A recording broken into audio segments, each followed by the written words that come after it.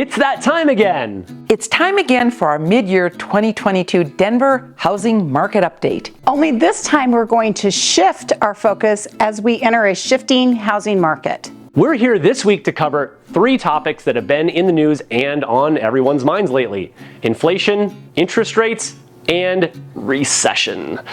And before we start, be sure to click on the subscribe button to get more great content like this, or click on our Calendly link below to book a time to chat. As consumers, all of us are experiencing the pain of higher prices on everything from food to gas to services. And as homeowners or potential homeowners, many of us are concerned about our home values, an upcoming move, or the overall housing market. Before we talk about what all of this means, we want to take a couple of minutes to briefly explain what these all are, how they relate to each other, and how they might impact the housing market. Okay, let's start with inflation. What exactly is inflation and what causes it? Inflation is a measure of the rate of rising prices of goods and services in an economy. There are 3 main types of causes of inflation. First, cost-push inflation. This occurs when prices rise due to increases in production costs, such as raw materials, wages, and supply issues. Second, demand pull inflation. This can be caused by strong consumer demand for a product or a service. Third, expansionary fiscal policy.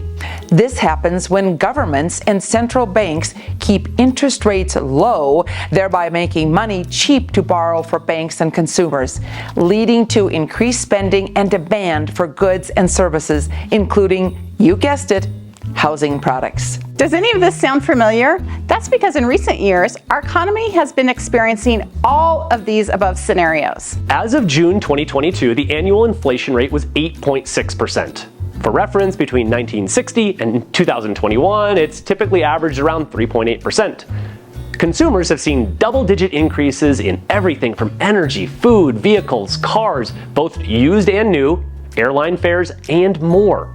All much more expensive than previously. So how do we get out of this mess? Well, long story short, the government's main tool to battle inflation is by raising interest rates. You have seen that the government raised rates most recently by 0.75%.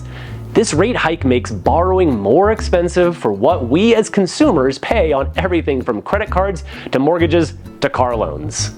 Ideally, this slows consumer spending, cooling off demand, and hopefully lowering prices. The big worry is that raising rates too quickly could dampen demand too much, stalling the economy. If policymakers overshoot on rate hikes, it could push the economy into a recession, halting and/or reversing the progress it has made so far, or cause stagflation, a situation where inflation remains high while the economy slows. For the short term and where we are currently, these rate hikes cause some pain.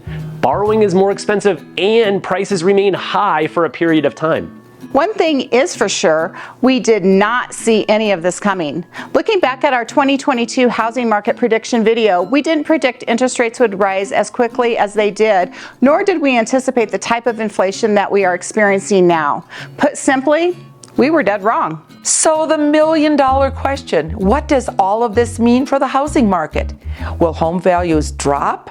Will there be a crash? The honest answer, we really don't know. Never before have we seen all 3 of these economic conditions at play at one time, plus a period of record real estate appreciation just prior. As a professional realtor, there are several key statistics we will be monitoring closely and continue reporting on about our local markets. Number 1, inventory.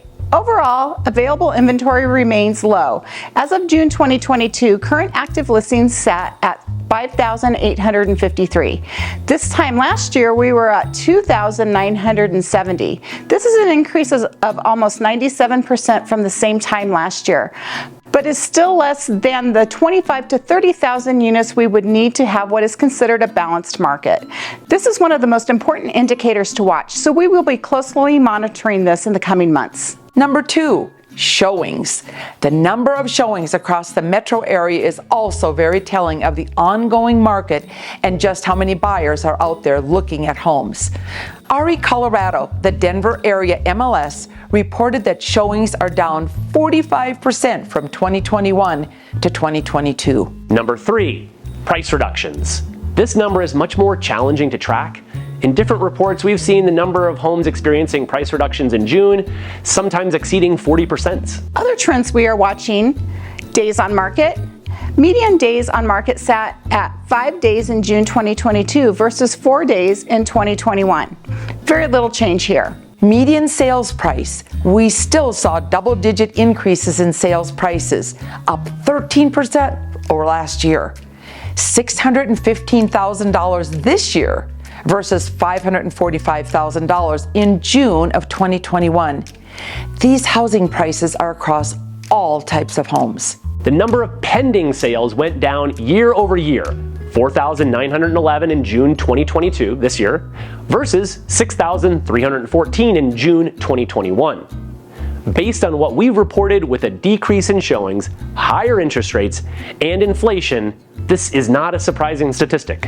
We will be continuing to watch these statistics closely over the next few months to see what trends we can identify, but for now, the best thing we can do is evaluate every individual situation uniquely and put together the best plan based on where things stand at the current time. So just click on the subscribe button to our channel to continue to stay updated on the Denver housing market. We know these are some challenging times.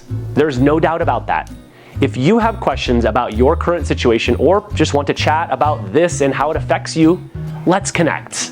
And remember, we are always here for you. You can book on our Calendly link below, or as always, simply call, text, or email to our contact information listed below.